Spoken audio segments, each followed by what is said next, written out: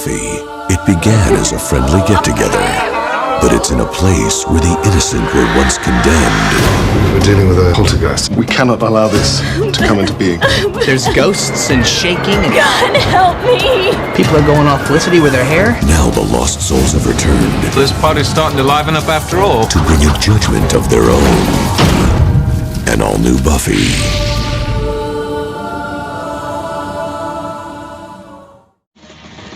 Hello and welcome to this week's edition of Slade, the Buffyverse Revisited. I'm one of your hosts. I'm the 35th President of the United States, John Fitzgerald Kennedy. And I'm your other host, Inigo Montoya. Inigo kill my father. Prepare to die.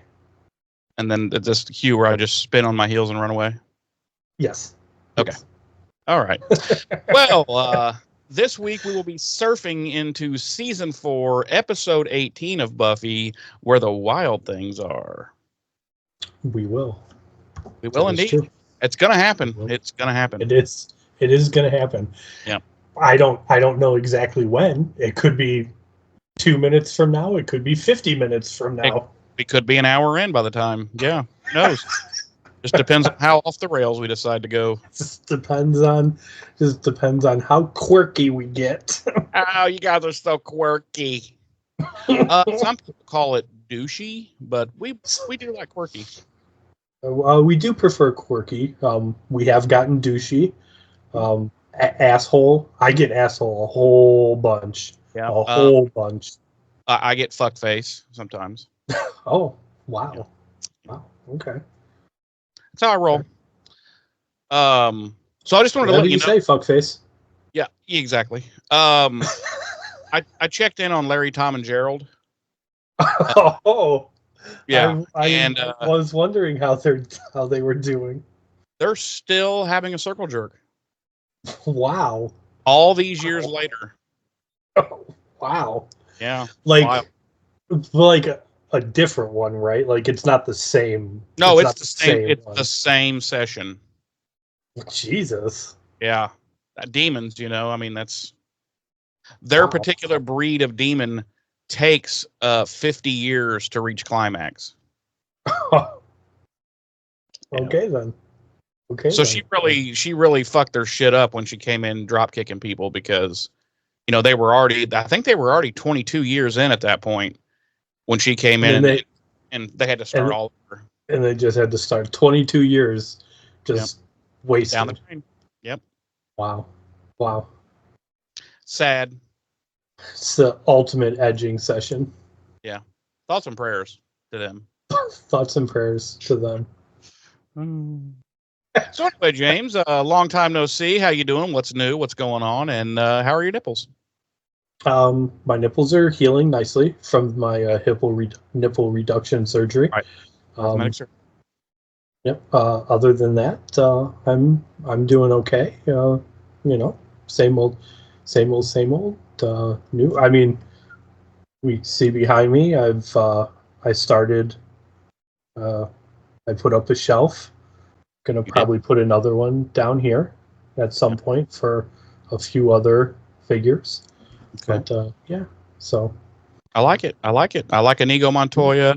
Is that Buttercup? And that's got to be the Dread Pirate Roberts, aka Wesley.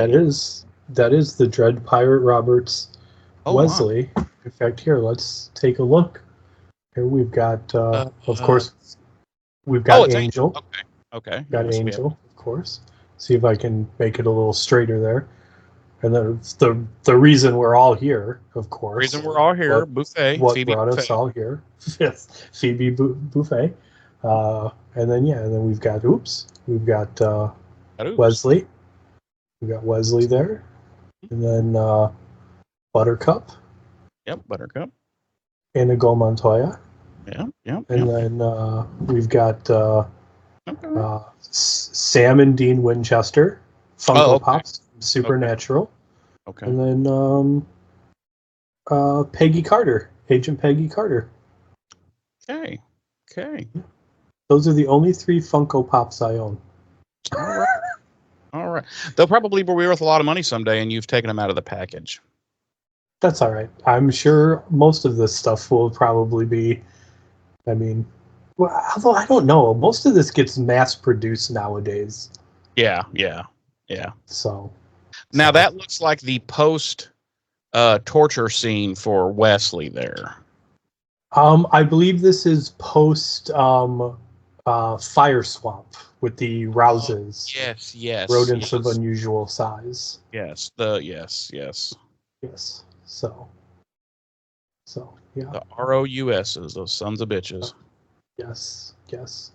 So these are actually the newest addition to my meager but regrowing collection of toys and collectibles. I used to have, as far as like Buffyverse goes, I had a shit ton of these Diamond and Mac figures from when they were coming out, and for various reasons over the years, I got rid of a shit ton of my collectibles, and so I really don't have a whole lot left. But I did keep those too. But so that was a vast mistake, my friend. it was, but you know, it's it is what it is, I guess. It is what it is. What you can do now is cry and hit yourself. Right. I mistakenly thought I was bettering myself by getting rid of the majority of my nerd things, my childish stuff. But that was where you made your mistake. Yeah. I listened to other people. And, never. I learned a long time ago that the one thing you never do in life is listen to other human beings. Yeah, that is a huge mistake. You don't want to do that. You don't want to do that. They will fuck you every time. Yeah. So I have started slowly trying to rebuild some of my collectibles over the last couple of years, and these are the most recent additions gifted to me by someone for my birthday this past year. So very kind of them. Very kind. Yes. Well, all right. If we have nothing further to get off into the weeds about, James, then you could deep fry us some dates and deets. Before we get started, it's not too far off into the weeds. It does have to do with Buffy and Angel. Okay. Do you recall in our previous episode where you and I had I don't want to say heated debate regarding whether or not Cordelia would know how a vampire is made? Yeah. Right. And you solicited listener opinion as to who was right or wrong, you or me. Okay. The listeners weighed in. And they agree with me. Well, that's because our listeners are fucking morons. That's not. No, don't say that. That's not. Well, okay, they're not fucking morons. They're just complete babbling idiots. No, that's not. No, they're not that. Okay. No. They're fine people. They are smart, wonderful, intelligent, beautiful on the inside and outside people. Okay. Now you're only saying that because they agreed with you. If they had not agreed with you, you would be like, "Yeah, I'm not even going to bring this up." No, I would have brought it up. In all fairness, only one person weighed in. So you fucking dickhead. One person. But regardless, they agreed with me. So well, that particular person is a moron. It was it's not nice. It was the venerable S-Dub who finally weighed in on something after the venerable ghost who ghosted us like 6 months ago. Finally weighed in on something again after all these months of silence. Wow. So Well, I guess welcome back, S-Dub. Thanks for shitting in my mouth. And I'm not into that, by the way. So yes. Anyway, that's all I have as far as anything that does not pertain directly to this episode that we are about to dive into. Well, you're not gonna like read the comment or. No, literally all she posted was James is right. Oh, I don't buy that. It's true. You hacked her account. You hacked her account. I didn't hack anybody's account. Let me. No. I'm gonna find it here. I'm gonna find it here. No. I don't even care anymore. She said, "Hi, James is right." See? It's right but that there. could have been about anything. She could have been about the weather. It was commented on episode 17, Eternity, so I'm pretty sure it was about what we were talking about. It's right there. I don't know. I don't know if we can. No. I don't even care. I mean, S-Dub is a traitor. It says right there, "Hi, James is right." I don't. It says, "Hi, I'm a traitor." It's hard to make out. And I liked it too, of course, because you're a suck ass. Wow. The really amazing part is that anybody, even one person, still bothered to comment after I said I don't care what anybody thinks. Right. But anyway, what were we doing again? Oh, yes, that's right. We were surfing into Buffy the Vampire Slayer, Season 4, Episode 18, our 74th episode of the series overall, Where the Wild Things Are. Our episode director this week is David Sullivan, and our episode credited writer is Tracy Forbes. Our original air date was April 25th, 2000, on the now-defunct WB network.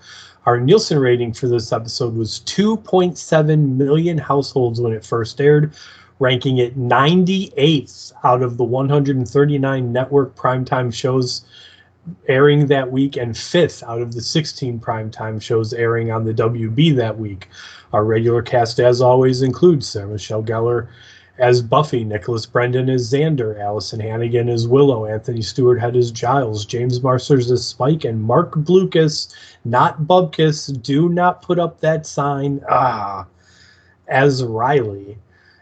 Amber Benson as Tara, Leonard Roberts as Forrest, Bailey Chase as Graham, Catherine Jostin as Mrs. Holt, Emma Caulfield as Anya, Casey McCarthy as Julie, Neil Daly as Mason, Jeff Wilson as Evan, Brian Copril as Roy, and Danielle Pessis as Christy. My episode synopsis this week reads, when Buffy and Riley rouse a supernatural force, they are held hostage by ghost children who have returned to exact revenge for past abuses. Not accurate. They weren't ghosts. That was made clear. Mine reads, Buffy and Riley's passionate lovemaking energies, let me start over. Buffy and Riley's passionate lovemaking energizes supernatural elements inside a frat house. Okay. Not that good either, but at least it's not blatantly wrong. Oh, God. I wouldn't say mine's blatantly wrong. No, it's not, but they weren't ghosts. Okay. We open with Buffy and Riley, and they are fighting off a vampire and a demon in one of Sunnydale's many cemeteries. And this particular vampire and demon have teamed up together, which is quite unusual. After they've gotten rid of both of them, they agree that they should let Giles know about this, as it's so unusual. But they end up going back to Riley's dorm room and having sex instead. Yeah, and also, maybe I'm a dum-dum, which is highly likely. But This is the first time, and I'm sure that it's been made clear before, but I guess I just didn't care or didn't pay attention. But this is not a dorm room. Riley, in fact, lives in a frat house. Oh, yeah. Yeah. Like, I guess all the initiative boys live in this Lowell house, which is a frat house. And I don't know. I've never noticed that. Like, I've always just assumed they lived in the dorms. So I did. I did too, but I guess it actually kind of makes sense that it's a frat house. yeah, it makes a lot more sense now. I feel like they should have kind of made that a little more kind of obvious in the early days of the season. Like, oh, this is Lowell House. This is where me and all my initiative morons live, and we practice unsafe gay sex each day. Wow. Why do we have to specify that it's gay sex? Why couldn't you just say sex? I mean, they're all guys. Right. So, I mean, if you had just said sex, if you had just said we practice unsafe sex together, then the implication would have been. Fair enough. I feel like maybe. Sounds like you're being homophobic. No. I think I'm just stupid. is the real truth. It's kind of like that. It's like that situation when people say assless chaps, and it's like all Right. chaps are assless. You don't need to say the assless part. Right. Or when people say ATM machine, it's right. It's already, you don't know. Yeah, you don't need to say machine because it's already there. It's already there. I need to go to the automatic teller machine. Okay. Exactly. Or it's one of those. people that say chai tea. Chai means tea. I was going to say, doesn't chai mean tea? Yeah, you don't just say chai. Which chai is fire. Chai is. I'm surprised you like chai, but kudos to you. It is pretty fire. You may not know this, James, but there was a period of a couple of years where I was a trained and certified barista. Really? I did not know that. Or maybe I did know that and I just didn't care. Probably, yeah. Yeah. Oh yeah, I was. I was a barista for the Borders company. I don't know if you guys had any Borders there.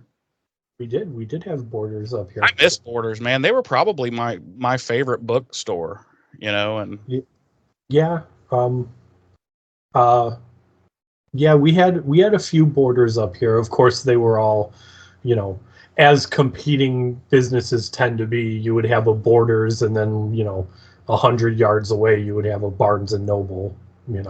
We had, where the location was that I worked at, there was zero competition. The nearest other bookstore to us was a Barnes and Noble, but it was in the mall, which was like 6 miles further south down the road. So really, see here, it seems like if you've got like a perfect example aside from the Borders and Barnes and Noble, which isn't an issue anymore, but another good example is actually where the Borders and Barnes and Noble used to be.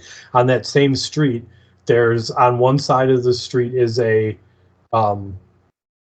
Texas Roadhouse, and on the other side of the street is an Outback.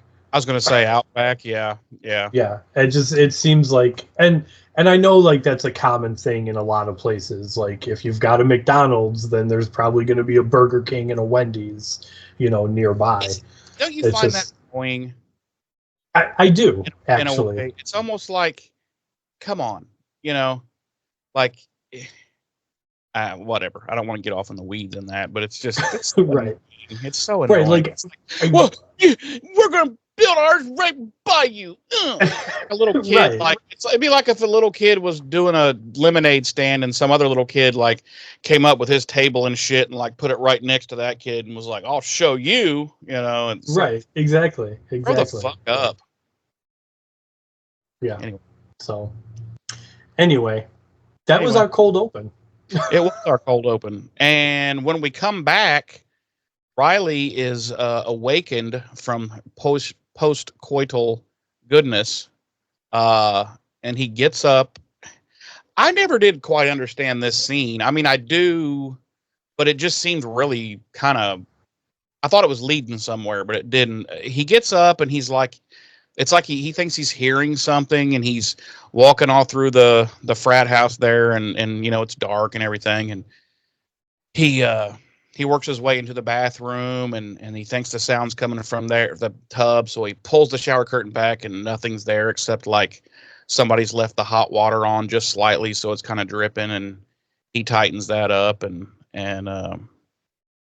then he throws himself out the window. No, and that was it. It was just like, okay, like, all right. that was the beginning of the ghostly activity. That's what I'm saying. I get it, but it's almost like if you cut that scene out, it changes nothing. You know what I mean? It's like, you know. Yeah. Anyway. But they did specify later on that what's her name, the old lady was baptizing the children in that bathtub. No, yeah, no, I get that part too. I'm just saying it's like, you know, unnecessary. I just don't like seeing bupkis any more than I have to. So a scene with just him on camera, I'm like, ugh. So anyway, this next scene is fucking awesome. We see this hilarious fucking ice cream truck driving down a residential street, and who is inside with his little ice cream man shirt and his little ice cream man paper hat on? Xander. Little Alexander Harris. And it's lulzy. And the music is horrific that's coming out of this ice cream. It's almost like horror music. And Anya's with him, and they're talking about this party that's coming up there at the Lowell house, meaning the Initiative's frat house, and she doesn't want to go because she's got reservations because she's a former demon, and those dudes make her, you know, uncomfortable and blah blah blah. And he's like, "Yo, why you gotta shit on my parade, bitch?" And he just backhands her for no reason. Wow. Wow. Straight into the domestic violence tonight. Straight to the domestic violence. Although then she picks an ice cream machine up and kills him with it. So, you know, it all works out in the end. Good for her. Good for her. No, but then all of a sudden, because we know, you know, it's Anya, but then all of a sudden she jumps to they're breaking up because he clearly is no longer interested in her because they didn't have sex the night before. And, he's like, what in the what? And he's like, wait a minute. First we were just talking about a party, and now we're breaking up, and they're talking about sex, blah blah blah. And he's like, all right, fine. You want to have sex? We're gonna have sex right here, right now. And he starts unbuttoning his shirt, and then they both look over at the open window, and there's like parents and kids standing there waiting to buy ice cream. And the one parent is a Republican. So he shoots Xander. He's right, because he's concealed and carrying. Right. So he just shoots Xander right there. Yeah, he shoots Xander, and then he says, "That man had a gun." No, that would be if the cops had shot Xander. Oh well, no, they would have put one there. Right, and then said he had a gun. Yeah, clearly you can see it laying there next to him. And he'd be like, and the sergeant would be like, isn't that your extra sidearm? And he's like, yes. He wrestled it away from me. Right? And the sergeant would be like, but don't you carry that in an ankle strap? And he'd be like, what? Anyway. And this was before body cam. This was before body cam footage, so. Oh, yeah. Well, in LA, they always turn their body cameras off before they do something illegal. So, anyway, everywhere. Yeah, they're like, oh, are we about? Oh, hang on a minute. Oh, are we about to shoot this person of color for no good reason? Hold on. For driving while being a person of color. Okay, let me turn this off. Let me turn this off. And that's been this week's edition of ACAB. That's right. So, we cut to Jesus. If it's a good thing we're not like sponsored or on some like popular podcasting platform, because we would be done. We would be done. Fuck them. That's the reason I don't want to be. I would never want to be sponsored or on a popular podcast.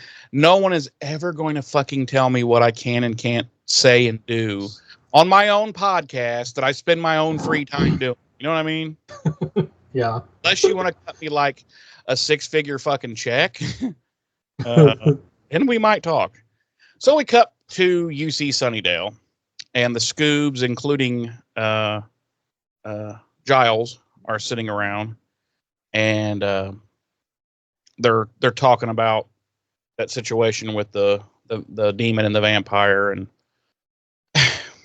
maybe it's just me, but I don't remember this ever being a topic before. I don't remember this ever being stated before. But they all seem to just be mind fucked that a demon and a vampire were tag teaming. And I'm like, I feel like we've seen this before. Like, is it really that uncommon? No, but I mean, we have always kind of been let in on the idea that vampires are like looked down upon in that world. Like they're like half breeds. You know what I'm saying? You know, so yeah. I mean, so they're all kind of just like, whoa, I can't believe this happened. Whereas I'd be like, yeah, two creatures of the fucking night help each other out. Let's just kill them both. Let's not, whatever. So they're like, well, or Giles is like, well, you guys should, do some extra patrolling in that same area, and let's try to figure out what's going on, because Riley suggests, and everybody agrees, that it's probably Adam who is bringing these evil forces together. And Giles, poor Giles, they wrote him a little bit stupid in this scene, because he's just like, really, you think it might be Adam? Huh? Never thought of that. Never once considered that the big bad this season might be, See, maybe, and I will admit that at the time of recording, it has been a little bit of time since I actually rewatched the episode and took my notes, but I didn't get the idea that they wrote him as stupid. I felt like he was being like almost sarcastic in a way, kind of like, oh, really? That's what you think, is it? You know what I'm saying? I didn't get that at all. No, because I was thinking immediately, like, why did they write him so dumb in this scene? Like he didn't, because he didn't have any suggestions, and then Adam was like, or I'm sorry, Riley was like, or who? And then he looked at Riley like, what do you mean? And he's like, Adam. Okay. And he's like, oh, you think? And I was just like, Giles, what the fuck? You should be all over this Adam situation. What are you doing at home?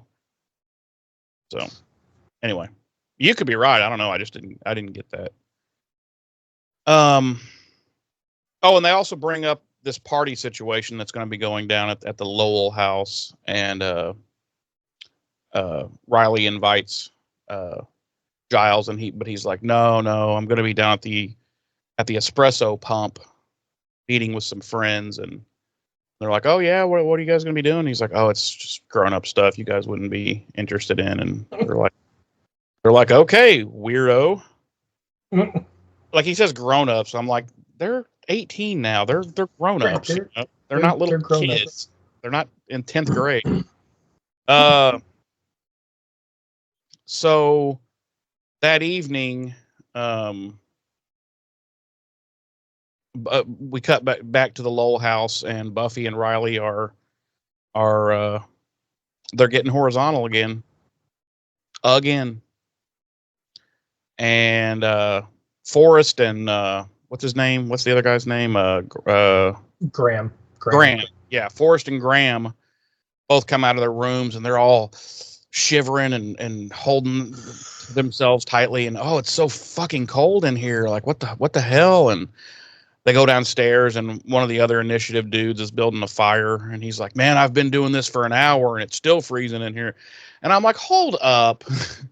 We're in California in summertime. So what could it be? 70 in there? But like just if I was thinking, then I got to thinking, okay, well, maybe it's the supernatural yada yada that's like making it cold in there. How about step out on the front porch for a minute, because it's probably like 68 degrees, But so they're all cold and everything, and then all of a sudden we cut to Buffy and Riley again, and like he's just like, and like right when he does that, the fire downstairs shoots out of the firebox and like fucking ignites that one initiative dude, like he sets his ass on serious fire. And so Forrest is putting him out and sends Graham to go get help and yada yada. Like, but it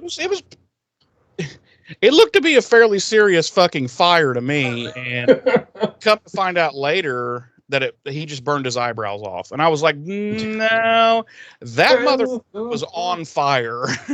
Like 80% of his body was burning. We're looking at a Freddy Krueger situation here.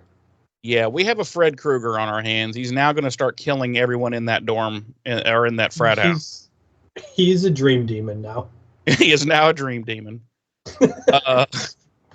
So we cut to the bronze, and Anya's walking up towards the bronze, and out jumps Spike, all vamp faced, and she's like, ah, and he's like, yeah, and she's like, you scared me. He's like, oh yeah, I did. They have a weird back and forth, but he's trying to rob her, and she's like, fuck you, you can't do anything to me, so I'm keeping my money. And he's like, wah, wah, wah, wah. And they end up going into the bronze together and actually hanging out. And it's really, well, we'll get back to that, a more in-depth scene later, but yeah, they go into the bronze together, and it's really fucking weird. Then we cut to the big party that's going down at Lowell House. And what's happening there, James? Nothing. Oh. No.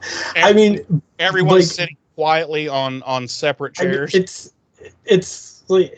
it's your typical like TV frat house party, and Buffy and Riley are there, and people are trying to talk to them, but they're just like making the bedroom eyes at each other, and that's pretty much it. More or less. And then we cut back to the bronze, and Spike and Anya are having a few beers and talking about how they miss being demons, and Spike is like, we should get vengeance on Xander and Drusilla, and Anya's like, Anya says she can't, and then she's like, but you should go after Drusilla, and Spike's like, oh, maybe I will. Spoiler alert, he never does. He doesn't. And then we cut back to Lowell House, and we're kind of meandering through the party, and we get to this guy, and he's talking to this girl, and he leans against the wall, putting his hand on the wall, and proceeds to orgasm. I mean, that's... Yeah, doesn't it this whole... Every time they kept going back to this wall, I was like, this is Joss Whedon. Like, he did this, because it's like, hey, yeah, I mean, so I got this great idea. In this episode, let's have an orgasm wall. And everybody looks at him, and he's just like, yeah, whenever somebody touches it, they have an orgasm on camera. And everybody's like, Okay, Joss. You know, I know Joss is like a piece of shit, and the go-to is just to kind of blame him for every like weird thing, but we do have to be fair in Do we though? In regards to the fact that he was really busy over on Angel at this time, and Buffy was kind of. I could see him making a phone call though and being like, "Orgasm wall! I want an orgasm wall." And Buffy was kind of like floating in the ether, and being run by a bunch of different other people. So, like, I don't know that it's entirely Joss's fault. I actually have the original email he sent. It's subject line is "gasm wall," and then it has an attachment where he drew with crayons what he wanted the guy's face to look like while he was gasming. And listen, I'm not saying that it wasn't Joss like just peeping his head in at the head writers meeting and being like, "Hey, throw an orgasm wall into the episode," but like, I don't know. Because it's so out of nowhere. It doesn't make any sense. I think there's just plenty of blame for this to go around. Yeah, honestly, probably.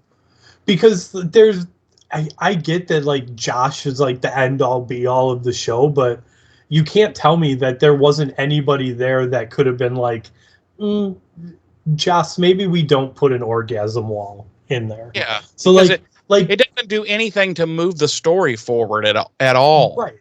Right. Like, so like this, even if Joss is ultimately the one that was like, put an orgasm wall in there, everybody else agreed to it. And like I said, you can't tell me that there wasn't at least one or two people on the production team that couldn't have been like, Joss, maybe we don't do that.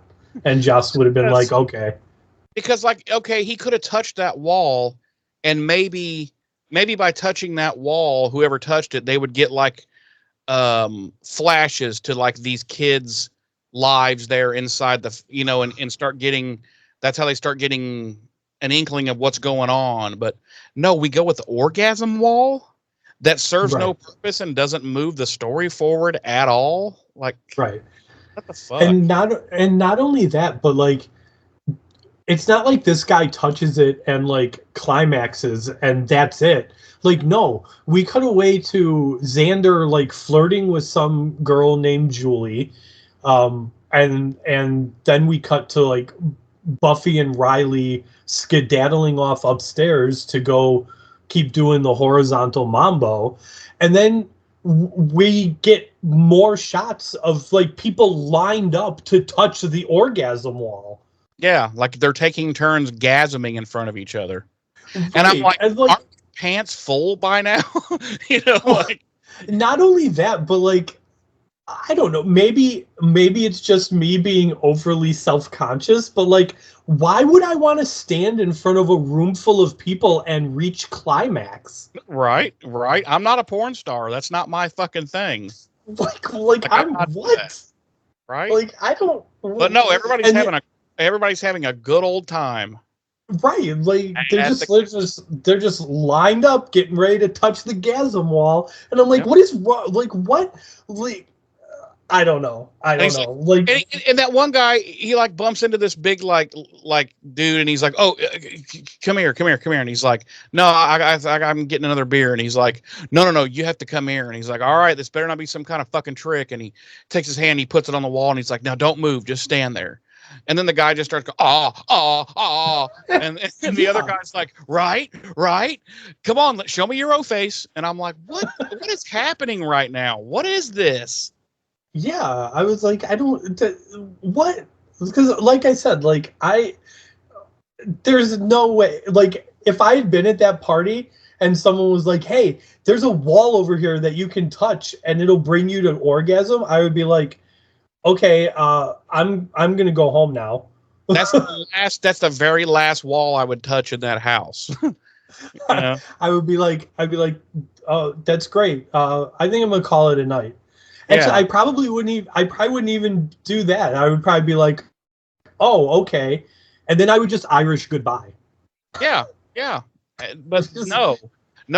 Everyone is lining up to take their, and some people are doing it multiple times. I'm like, yeah, okay, so all the dudes now have fucking pants full of fucking sputum, and I don't know. It's so fucking weird. yeah.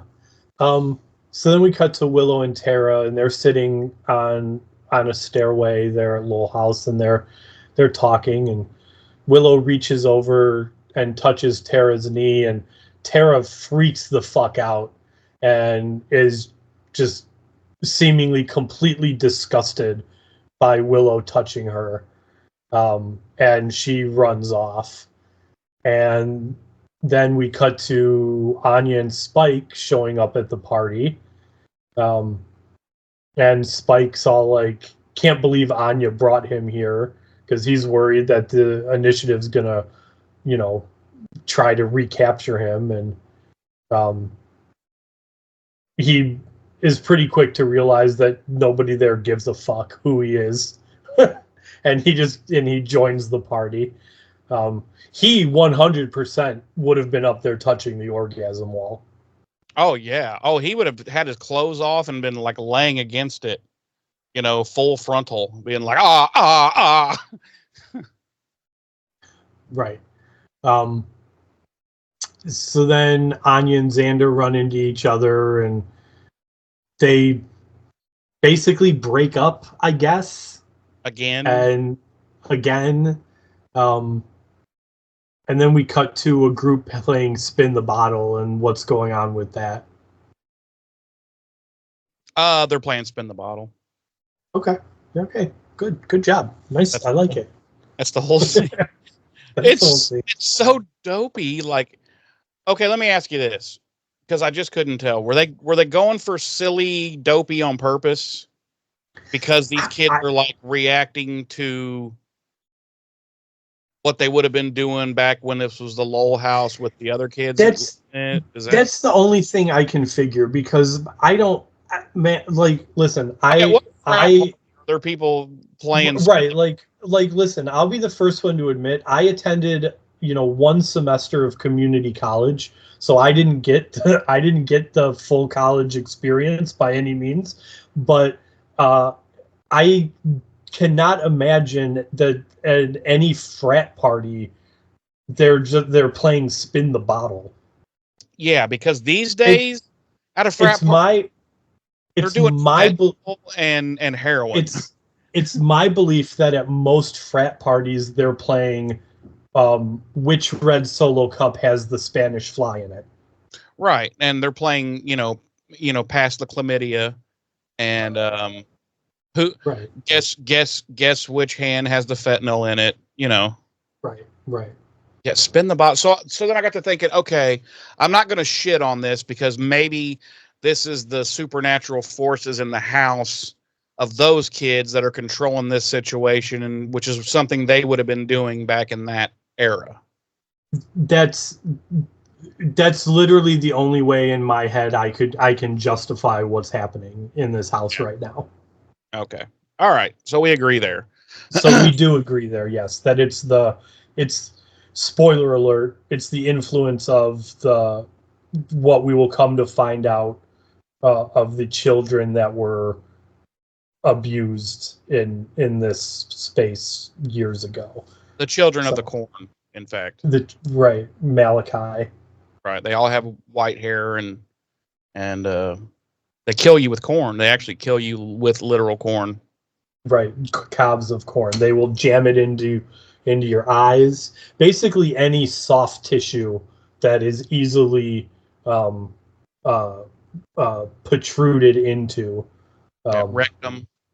They will jam corn cobs into to kill you. Your eyeballs, your ear holes, right up the ass. Right in the rectum. Yeah, right up the pooper. Yep. So next thing you know, you had a corn cob in your colon. Right. Because they're not just shoving. They're not using just a regular corn cob when they're shoving it up the old exit exit pipe. They're using a corn stalk. Yeah, it's the entire stalk with all the cobs on it. Right. That's what's going up the old tailpipe. Now for the eyes and the ears, it's just regular cobs, regular corn cobs. Right. Right. Now the good thing is though, the corn cobs are ribbed for your pleasure. Yes. And it's a nice hand signal there. Nice pantomiming. Let's see. So yeah, Xander joins in because he sees that girl Julie that he had been flirting with earlier. So he joins into the spin the bottle game. And what do you know? He spins the bottle and it lands right on Julie. Gosh. They forgo kissing and go straight to anal sex, which I found very strange. No, it was. It was. You know what, though? Still not stranger than people lining up to have an orgasm in front of everybody else. In front of each other. Yes. I'm with you there. So he goes in and gives her a kiss on the cheek, and then she sexually assaults him. Let's be honest. I mean, no joke. Like, and then he pushes her off, and he's like, "Whoa, what the hell?" And then she kind of freaks out, and she's like, "Oh, I'm so sorry," and she gets up and literally runs away into another room somewhere. And everybody, the other people that are playing the game are like in a trance or something. They don't seem to even notice or let alone care. But he's like, what? So then here's where we cut to another scene of more party goers at the Gasm Wall. We see they showed it like 3 or 4 times. I was like, what the? And here's the thing. Xander would have been the first fucking one up there at that wall. He would have. And he'd have been like, I thought about that. And initially I was like, 100%. But I think as skeevy as Xander is, I don't think he privately skeevy. Yes, for lack of better phraseology, yes.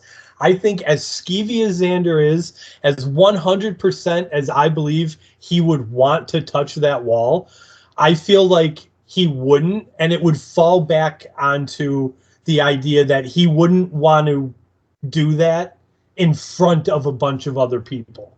Okay. Yeah. Like he'd be too self-conscious. Yeah. Oh, I can buy that. And then he finds her in a closet, like cutting chunks of her hair out and calling herself bad. And I was like, oh, she's kinky. Get in there, Xander. Get in there. No, we cut to Willow, who's now looking for Tara, who ran off. And she goes into a restroom and no Tara in there, but she takes a moment to wash her face. Like, this just seemed like an odd, I don't know, it just seemed odd to me. She decides, I'm going to wash, well, shoot, Tara's not here. Huh. Let me go ahead and wash my face real quick, mid-party. So she does that, and then she hears something behind her, so she goes over and she pulls the curtain back on the shower, and there's water in there, and there's a boy that is seemingly drowning in 3 inches of water. So she goes to reach to help, and the boy disappears, and there's just water in the tub.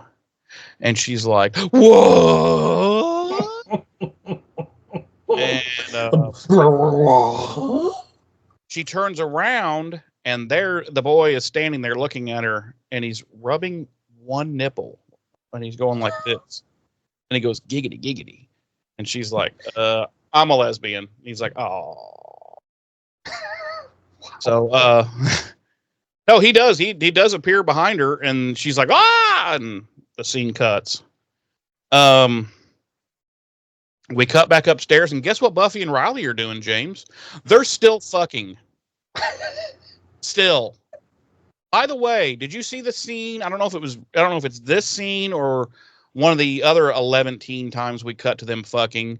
He reaches over in his nightstand drawer to get a condom. Did you see how many condoms were in that drawer? Yes. There were like 48 condoms in there. And I was like, wow, okay. They were extra smalls, by the way. I looked. You were like, hey, I recognize that packaging. Wait, what? I hate you. So yeah, they're still fucking. And then they hear Willow scream, from seeing the ghost boy or whatever. And Riley's like, "Is that Willow?" And Buffy's like, "I don't know." And who cares? And they pretty much. And they keep fucking. And I was like, "Whoa, okay." Further solidifying the whole Buffy is an awful friend. Yes. Buffy once again. Oh, we're gonna see more. We're gonna see in our next Buffy episode. We're gonna see even more awful friendship from Buffy. Just spoiler alert. Did I say Buffy? I don't know. I stopped listening to you. Oh, okay. So did I. I just make sounds and with my mouth, and I try to just go into a coma on the inside. just hope you. So really, when you listen to the podcast after we're done, you're like, huh, okay. I've never listened to this podcast. Oh, literally, I've never listened. I mean, I might sometimes check to make sure that it dropped and then it starts and everything. But I mean, I've never listened to this. Who would listen to this crap? I listen to it. I listen to it every Monday morning while I'm working, and I'm like, what are we even doing? Well, I mean, you're a narcissist, so I understand that you'd be listening to this. I'm like I disassociate from it, and I'm like, man, that James guy is really on his shit, but that other dude, I'm not sure what that dude's doing. Yeah, that's a lot of people think that, and I'm always like, hey, fuck them all. So yeah, they continue fucking. They're like, screw it. Willow scream bloody murder, but yeah, fuck her. Xander comes back out to the group of spin the bottle nerds, and he's like, hey, this Julie chick is really freaking the fuck out. Is anybody's Julie's friend? And they all just ignore him completely. They're in their trance of weirdness. And he's like, okay. So he goes and finds Willow. And as he does, Tara comes down the stairs. And Tara's all like, this place is weird. And I'm like, huh,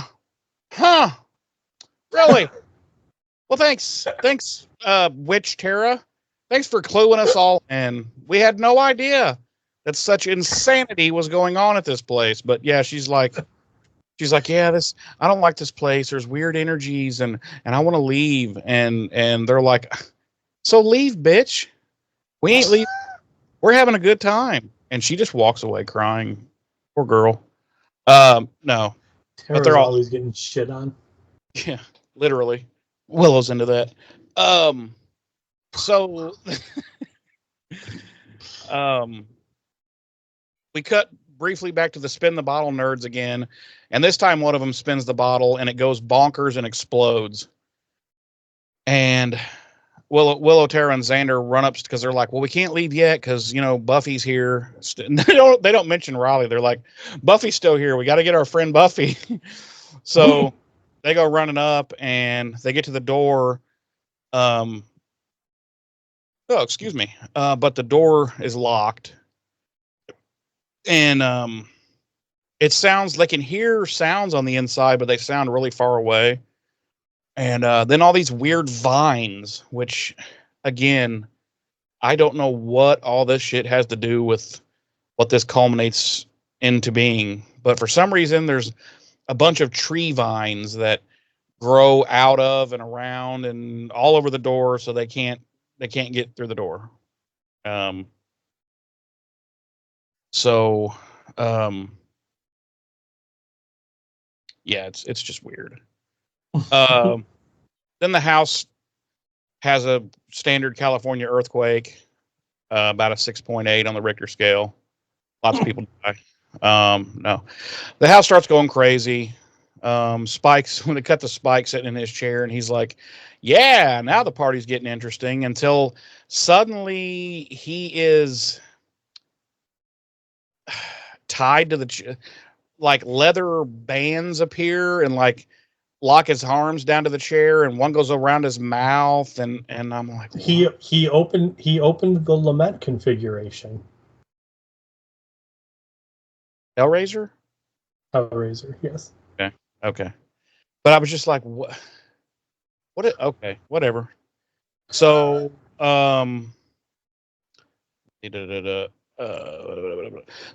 you see Forrest. He's like, help get these people to safety. But Graham has apparently been mind altered, and he's all like, touch not the impure thing. Find salvation in the cross of our Lord and Savior. And Forrest goes, dude, I'm an atheist. You know this.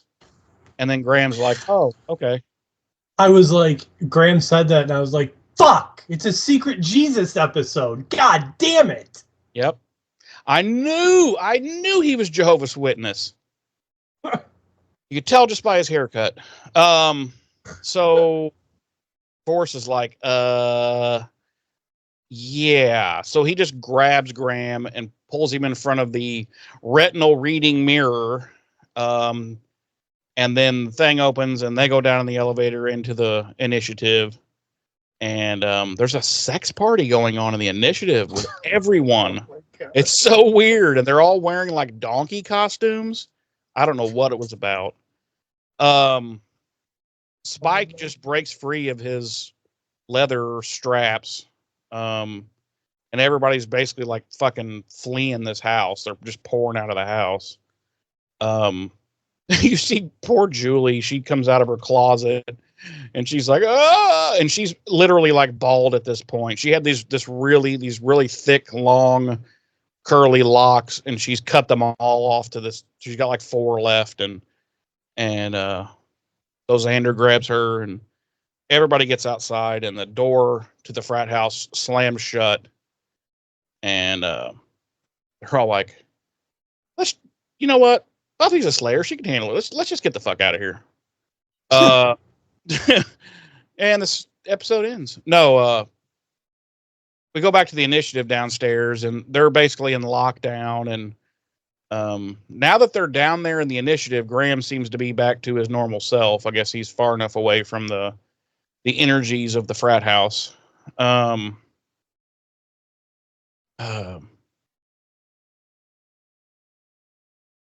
Or wait a minute. Yeah, they haven't. No, okay, I'm sorry. They hadn't been thrown out yet. Everybody hadn't been. They're still, the Scoobs are still inside because Anya, right before the house starts quaking again, this girl comes running straight at Anya, and Anya's like, what the fuck? And then she runs straight through her because she's an apparition. Yeah. And then Xander, Tara, and Willow arrive, and books are getting thrown at them and shit, and yada yada. And this is at the point where they're outside now. And Willow's like, we got to go back in. And, we got to get Buffy and Riley out because they're still fucking. So Xander's like, well, or I'm sorry. Anya's like, why? She's the Slayer and he's a big army dude. They should be okay. And Xander's like, well, if you want to fucking bail, then bail, but I'm going back in there and getting my friend. Or he says, I'm going back in there. Who's with me? And Spike is like, I am. And everybody's like, what the fuck? And he's like, yeah, she's tried to kill me a lot of times. And those initiative guys, they're real dicks. And they captured me and stuff and blah, blah, blah. And then he goes, you know what? That all sounds pretty good. And he just walks away. He's like, no, I'm not going in. And then that's when Xander's like, I'm going back in and I'm not coming back out without my friend. So he goes marching through the front door and is promptly hurled back out the fucking front door by some unseen powers. And the door slams shut. Basically like, fuck you. And Xander's like, well, I tried. Let's bail. Oh, I love this scene. They decide to go get help from Giles. So they know he's at the espresso pump. We cut there and we see Giles playing acoustic guitar and singing Behind Blue Eyes by The Who. And very good song. Is this really Ash's voice? Yeah. Wow. He's a very good singer. He is. You wouldn't like it. It's not your type of music, but I have his album Music for Elevators. Mm-hmm. And it's phenomenal. Yeah, he's got a great singing voice. Oh, he does. He really does. He's knocking. Well, I love The Who, and he's knocking this song out. So. Yeah, well, he did a lot of musical theater before Buffy. Yeah, I knew he had done a lot of musical theater, but I just didn't realize he had that good of a voice. Yeah. Which again, it really is that good. But the gang is all just standing there fucking slack-jawed, just staring at him. And then, of course, the girls are like, wow, it's kind of sexy. And Willow's like, no wonder I had a crush on him at one point. And da-da-da-da. And Xander's the only one who's like, what the fuck? This is disgusting. And get me out of here. I'm like, what the fuck, Xander? Do you have... I think Xander had... latent homosexual feelings for Giles. Thank you. He had an uncomfortable boner at that moment, and he didn't know what to do. He didn't know what to do with it, so yeah. So he knew what he wanted. He knew what he wanted to do with it. He lashed out in anger as his way of covering it up. Yep. As most latent closeted homosexuals do. Mike Pence, for example. Mike Pence, Donald Mitch McConnell. Mm-hmm. Mitch McConnell. So, meanwhile, the Lowell house is now completely fucking empty. Except for Buffy and Riley, who, of course, are still fucking. And now, like, the house is completely covered in vines and trees and bushes, and it's fucking doesn't make any sense. We cut the Giles apartment, and they're filling him in on everything, and he's like, that's strange. And he's making possible suggestions, could be a ghost, could be a poltergeist. And Willow's looking through her I Need the Answers book that she uses a lot and just finds a perfectly written article all about the Lowell house, which used to be a home for adolescents who are runaways and juvenile delinquents or emotionally disturbed or whatever from 49 to 60. And so they find the name of the lady who ran it, named Genevieve Holt. And Giles is like, well, when did she die? And Willow's like, she didn't. She's 183 years old. And Giles was like, okay, let's go visit her. So they do. They show up at her house just unannounced, and she's more than happy to let them in.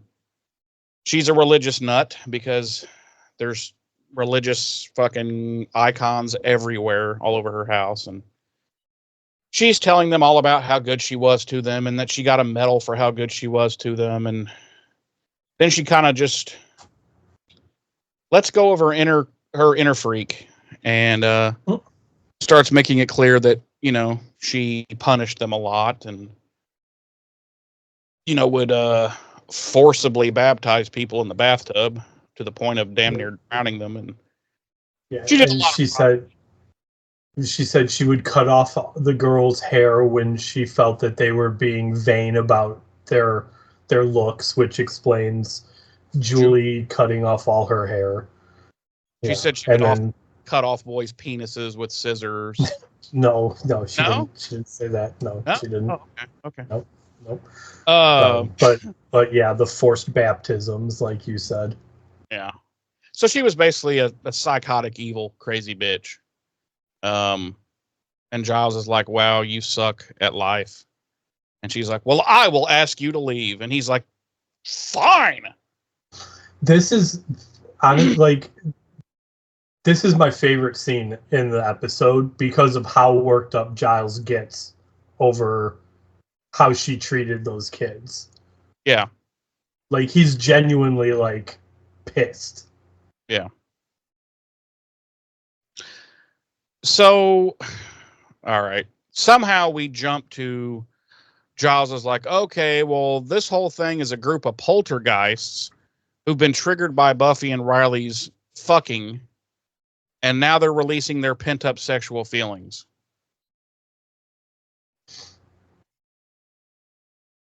Yeah. I'm like, okay. Yeah, exactly. And that they're taking the energy from Buffy and Riley fucking. That's how they're getting their energy. And that once they're drained of all their strength, meaning Buffy and Riley, they'll die. Right. And I'm like, wow, this is so weak. So they go back. It looks like they're in Tara's dorm room. I think so. Yeah. So Willow, Tara, and Giles, well, they all head back to the Tara's dorm room, and they're going to do a spell, a summoning spell to summon all the children there to them, which should allow Xander and Anya to get inside the frat house unmolested and get to Buffy and Riley and make them stop fucking. So, because these things will have no power if they will stop fucking. So that's the plan. I was like, kind of a weird plan, but okay. So they do that. The children show up there to them. Xander and Anya are hacking their way through all of these vines and shrubbery, and I don't know. I don't get it. They get their way to the door. And of course, then shit starts happening. Xander gets fucking skull fucked off the thing, and Anya gets blown off the balcony down onto the ground floor, and this creature made of vines runs up to her and grabs her and gives her a pile driver, like WWF style. It's so weird. Xander gets hauled off into the bathroom for his own forced baptism. Yeah, he's getting forcibly baptized now, drowned basically. Right. And then Anya finally comes and she pulls his ass up out of the water, and they fight against the vines some more, and some more crazy shit happens, and they finally get the fucking door open, and it's just Buffy and Riley fucking, and she covers up and he covers up, and Buffy's like, Xander, don't you knock? And Xander's like, hey, fuck you, bitch. And he just reads her the riot act. No. The next day, they're all talking about how they can't believe it happened, and it was just crazy and the wildest thing they've ever seen, and had nothing to do with what had happened. It was all about Giles' quote midlife crisis. And I'm like, what? But yeah, Buffy and Riley are all like, yeah, sorry about that. Just luckily nobody got really hurt or anything. And they're like, yeah, it was terrible. It was just horrible, horrible, terrible experience. And we cut the credits because they're obviously lying. And that's our episode, friends and neighbors. That is our episode. Jeremy, would you like to guess what our body count was this week? 2. 2, yes, very good. Yeah. It's the demon and the vampire at the beginning. Our music this week, Caviar with I Thought I Was Found, Crooner with Parker Posey, Face to Face with The Devil I Know, God is a Man, Fonda with One of a Kind, Lumarova with Philo, of course, Anthony Stewart Head with Behind Blue Eyes, and as always, Christoph Beck composing our original score. Jeremy, Would you like to tell me wait. How much do you think that they had to pay to get for Behind Blue Eyes? Yeah. So I wonder if I would have to look into it. I wonder if it's like you how on YouTube you can play a certain amount of a song and then it's 3 seconds. So I'm wondering if the same thing applies for movies and television where you Nope. Well, you don't know. I do know. You don't know. I'm a music person. I know. You don't know. You don't know. Okay. No, no, I really don't. You know, I really don't know. But also, like at this time, Fox owned Buffy. I don't know who owns the rights to Behind Blue Eyes. Is it possible that whatever studio, you know, whatever record company or whatnot owns the rights to Behind Blue Eyes was also under Fox's banner at the time, and they were able to just use it? As far as I know, Daltrey and everybody, they own their catalog, so no one has sold their rights to the catalog. That surprises me. Anyway, I don't know. I would imagine if they did have to pay for it, it was probably a pretty penny. Would be my guess. What was I going to say? Which is probably one of the benefits of over on our other favorite show, having the resident old man crooner there sing his own songs. Yeah, and the fact that Roger Daltrey was a regular guest star on that show, and even they couldn't get any Who songs on there. Right. Jeremy, would you please tell me and our lovely audience, how many religious fanatics do you give this episode? It's a 2, bro. It's a 2. About halfway through the episode, I wrote down my rating, which I normally never do that until the end of the episode. But I was halfway through this, and I was like, this is a hot fucking mess. It's a dooski. It's not a 1. It's not the worst. It's not the pack. It could have been a cool episode. It definitely could have been a cool episode, but it wasn't. All these vines and shit, none of that makes any sense. The whole notion of poltergeists makes no sense because none of them are dead. None of them died. Like, it's none of it makes any sense. It's fucking dumb. The orgasm fucking wall is dumb.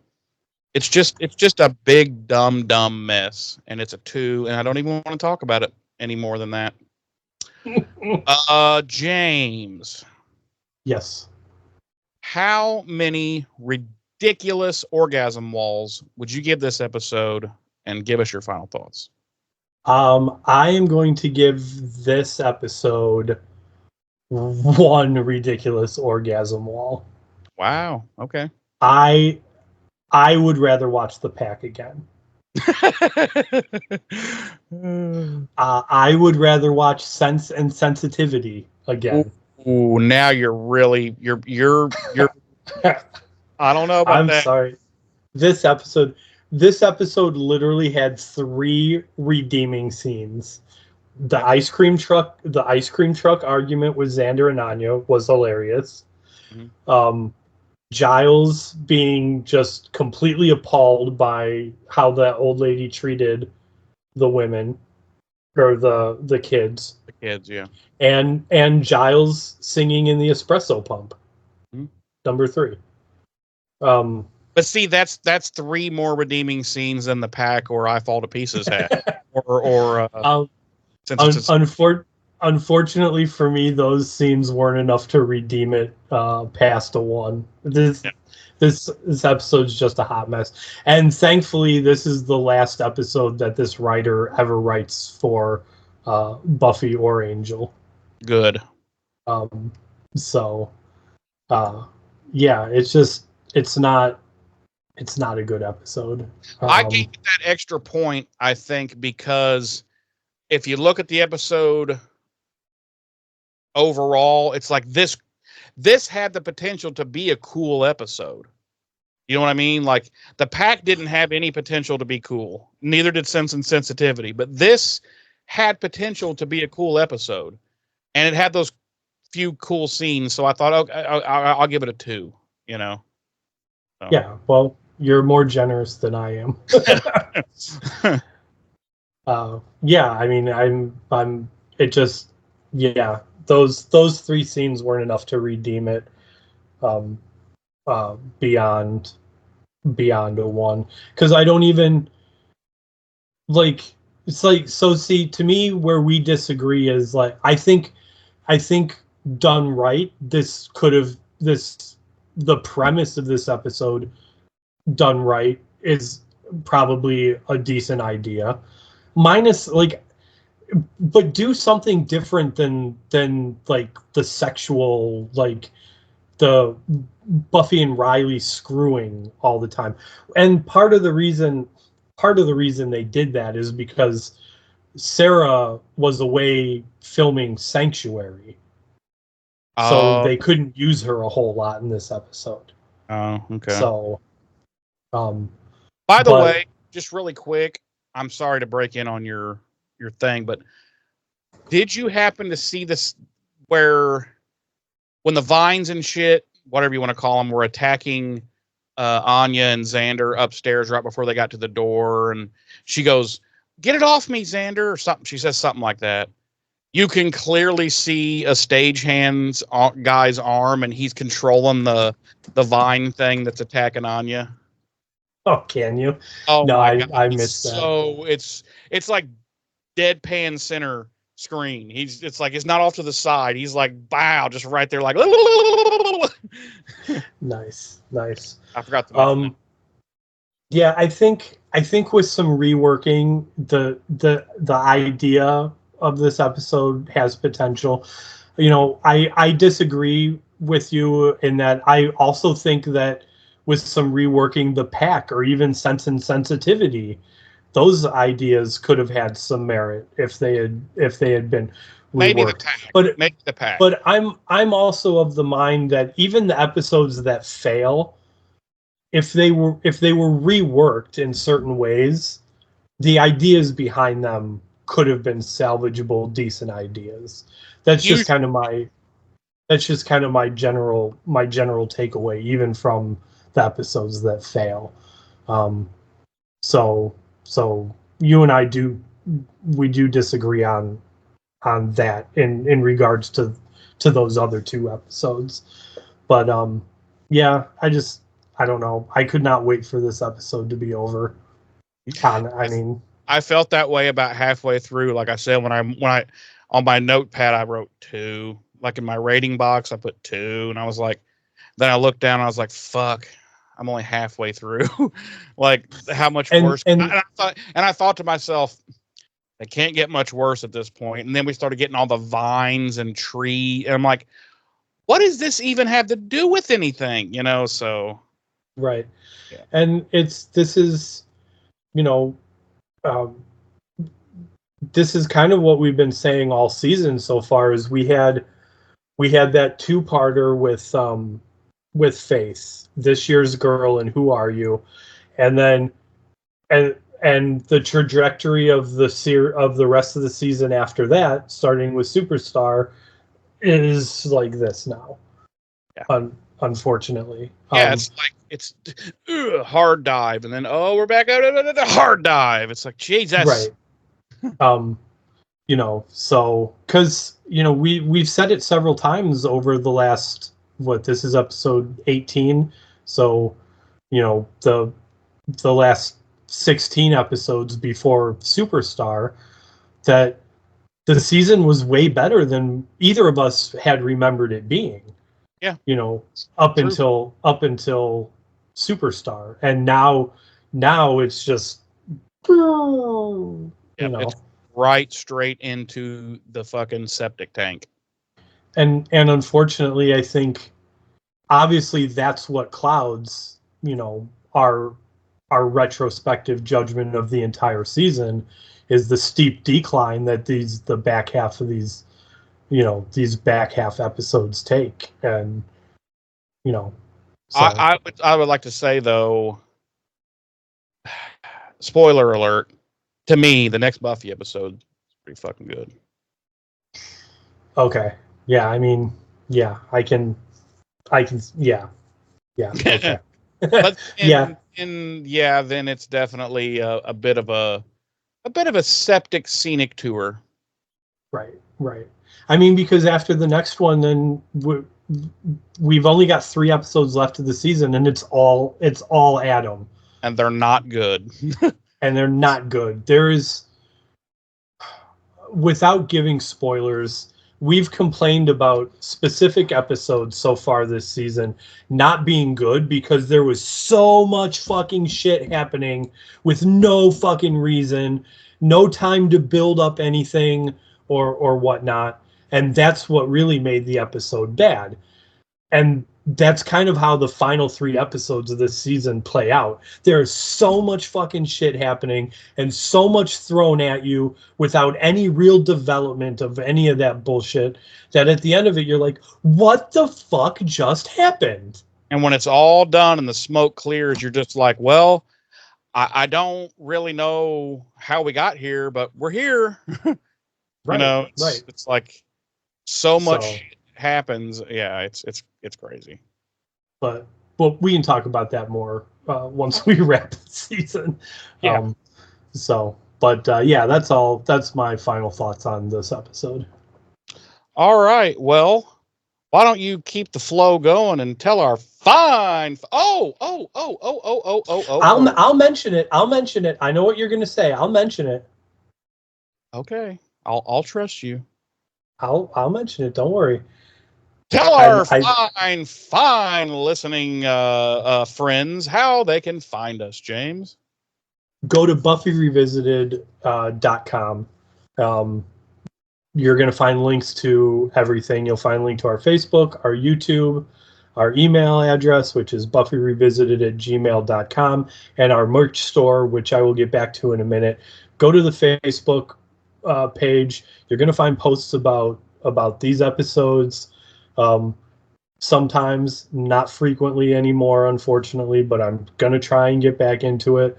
I post about other things, Buffyverse related, articles, polls, whatever, that you can comment on.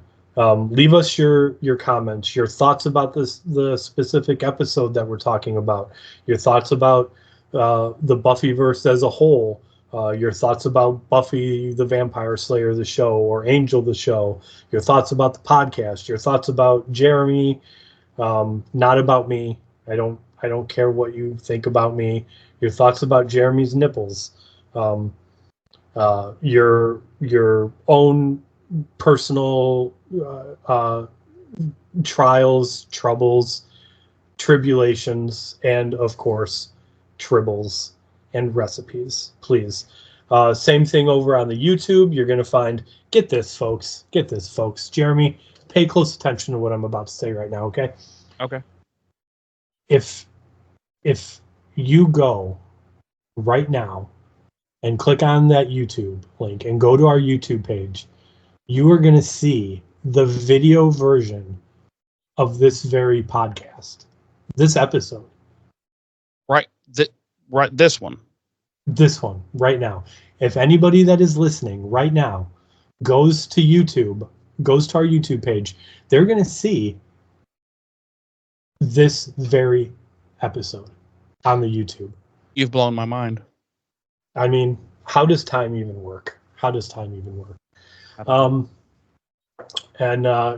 Again, leave us your comments there. Like I said, all the same stuff you can leave us on the Facebook, especially your stories about tribbles and your recipes. And back to the merch store. If you go to the merch store right now, you know what you're going to find? You know what you're going to finally find? You're going to find some updated merch. You're going to find some shit with our new logo. That's what you're going to find. Yes, I finally got around to it. I have to get with my nephew to get try to get a larger version of the new logo. There's certain things that I cannot seem to get it on because the resolution's too low. But I'm working to remedy that, and I've got it on. I've got it on everything except the men's shirt and the big hoodie. Can't quite seem to get it on there, but I'm working on it. I assure you, folks. Otherwise, I got it on everything else. So we now have our old logo merch and the new logo merch. And I'm not done. I'm not done there, folks. Because at the Men's Warehouse, you're gonna love the way you look, James. I guarantee it. No, I'm going to spend some time this coming week in the merch deal, and I'm gonna add some more variety of shit in there because there's over 30,000 products that I can choose from and use. So I'm just gonna go through and try to find, because it's not like it hurts for it to be there. If nobody buys it, nobody buys it. But it doesn't hurt to right. Be there. Do they have any items with a flared base? Probably, and I was gonna get our logo on some condoms. I think that's a great idea. Yeah. I think that's Our a perfect faces idea. right at the head. Yeah. I think that'll show all the people that keep calling us dickheads. Yep. Yep. Where's my drum roll? No drum roll. Well, I'll give you this. Thank you. Okay. Thank you. I appreciate that. All right. I think that does us for this week. I think that does us. So next week we're going to be jumping into Angel season 1, episode 18, 5x5. How does that make you feel, James? Makes me feel 5x5. I also feel 5x5. I wonder what that one's about. I don't know, but just spoiler alert, it's a good fucking episode. Spoiler alert. I feel like so it's the first part of a 2-parter. Mm-hmm. Spoiler alert. I feel like it really does. I feel like as much as Doyle dying and Wesley coming on was a soft reboot of the series, I feel like these 2 episodes coming up of Angel serve also as a second kind of soft reboot of the series. And I would also say that this is definitely a hitting on all cylinders type of 2-parter. So, oh yeah, definitely. Look forward to covering those. Yes. Alrighty. Well, James, any closing thoughts, remarks, or pictures of your nipples? No, definitely not any pictures of my nipples. My body parts are not to be shown about all willy-nilly anymore. Sad. Okay. Well, then having said that, we look forward to seeing you next week. Thanks for joining us this week. And as always, have been one of your hosts. I'm Jeremy. I am your other host, James. Ta-ta.